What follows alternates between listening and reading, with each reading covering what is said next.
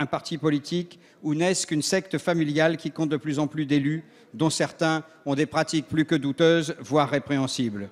Non, le FN n'a pas changé. Et Madame Fille a beau repeindre la façade, le fonds de commerce est le même. Le FN peut clamer que tout cela n'est qu'un détail.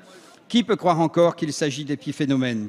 Surtout après l'épisode du fichage des enfants, de l'agression récente de journalistes. Ces comportements indignes sont insupportables pour les démocrates que nous sommes. C'est pourquoi je vous demande si, au-delà des poursuites engagées sur le plan pénal, des dispositions législatives nouvelles pourraient être envisagées pour prononcer des peines d'inéligibilité lorsqu'il s'agit d'élus ou de candidats à une élection.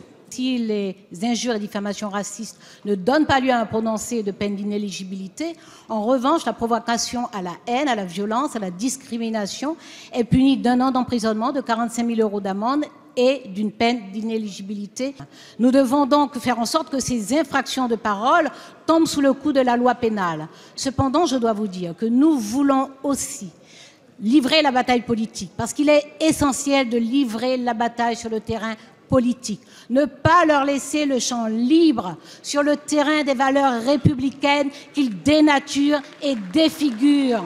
Alors, il est vrai que les masques commencent à tomber, mais nous ne devons pas spéculer sur la faiblesse de ceux qui polluent le débat public et lacèrent le lien social. Nous devons compter sur nos propres forces à nous, la force de nos convictions, la force de nos arguments, la force de notre action publique, l'énergie des militants du progrès. C'est ce que nous faisons depuis 3 ans. Nous allons continuer à œuvrer pour l'égalité sociale, pour la justice. Nous n'avons pas renoncé à réduire l'emprise de ceux qui prospèrent sur la pauvreté, sur la misère, sur l'angoisse, sur l'inquiétude. Nous allons livrer bataille et nous allons tenir la dragée haute parce que les dépositaires des valeurs de la République, c'est nous.